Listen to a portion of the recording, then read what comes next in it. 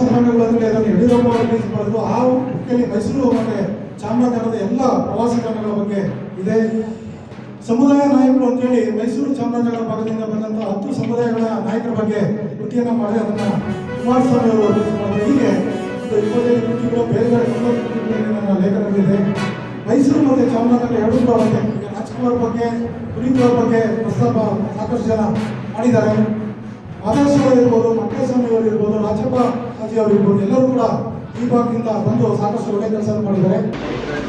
ದೇಶದಲ್ಲಿ ಅತ್ಯಂತ ಹೆಚ್ಚು ಹುಲಿಗಳಿರ್ತಕ್ಕಂಥದ್ದು ನಮ್ಮ ಬಂಡೀಪುರ ಇಲ್ಲಿದೆ, ಚಾಮರಾಜನಗರ ಜಿಲ್ಲೆಯಲ್ಲಿದೆ. ಅದನ್ನು ನಾವು ಅರ್ಥ ಮಾಡಬೇಕು. ಎಲ್ಲ ಸಾಕಷ್ಟು 4 ಅರಣ್ಯ ವಲಯಗಳಿದೆ. ಅದು ಕಾವೇರಿ ಅರಣ್ಯ ವಲಯ ಇರ್ಬೋದು, ಜೋಗೇಂದ್ರ ಫಾಲ್ಸ್ ಇರ್ಬೋದು, ಮಾದೇಶ್ವರ ಬೆಟ್ಟ ಇರ್ಬೋದು, ಕೇಗುಡಿ ಇರ್ಬೋದು, ಬಿಳಿಗಿರಿ ರಂಗನ ಬೆಟ್ಟ ಇರ್ಬೋದು, ಬಂಡೀಪುರ ಇರ್ಬೋದು, ಎಲ್ಲವೂ ಇರ್ತಕ್ಕಂಥದ್ದು ಇದೆ.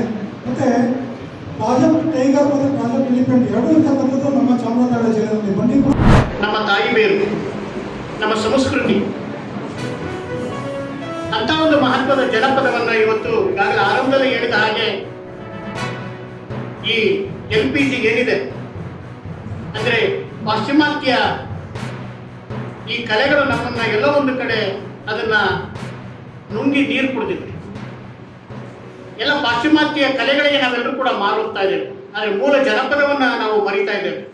ಅದರಲ್ಲೂ ವಿಶೇಷವಾಗಿ ಈ ಚಾಮರಾಜನಗರ ಜಾನಪದಕ್ಕೆ ತನ್ನದೇ ಆದ ಮಹತ್ತರವಾದ ಕೊಡುಗೆ ಕೊಟ್ಟಿರೋದನ್ನು ಈಗಾಗಲೇ ಎಲ್ಲರೂ ಕೂಡ ಸ್ಮರಣೆ ಮಾಡಿದ್ದಾರೆ. ಅದರಲ್ಲೂ ನಮಗೆ ಮಲೆ ಮಹದೇಶ್ವರ ಇರ್ಬೋದು, ಬಿಳಿಗಿರಿ ರಂಗಸ್ವಾಮಿ ಇರ್ಬೋದು, ಅನೇಕ ಆ ಒಂದು ಇದರ ನಡುವೆ ನಮ್ಮ ಬದುಕನ್ನು ಕಟ್ಕೊಂಡಿದ್ದೇವೆ.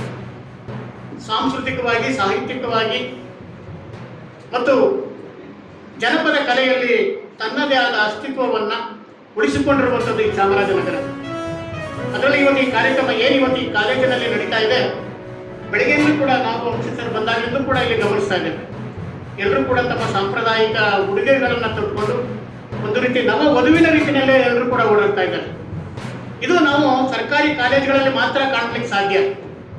ಅದರಲ್ಲೂ ಕೂಡ ಗ್ರಾಮಾಂತರ ಪ್ರದೇಶದ ಮಕ್ಕಳಿದಾರಲ್ಲ, ಅವರ ನಲಿವನ್ನು, ಅವರ ಸಂಭ್ರಮವನ್ನು ಬಹಳ ಖುಷಿಯಿಂದ ನಾವೆಲ್ಲರೂ ಕೂಡ ಕಂಡಿದ್ದೇವೆ. ಅದು ಜಾನಪದ ಆ ಒಂದು ಚಿಂತನೆಗಳನ್ನ ನಾವು ಮೈಗೂಡಿಸ್ಕೊಂಡಿದ್ರೆ ಮಾತ್ರ ಅದನ್ನು ಅನುಭವಿಸಲಿಕ್ಕೆ, ಅದನ್ನು ಆಚರಣೆ ಮಾಡಲಿಕ್ಕೆ ಸಾಧ್ಯ.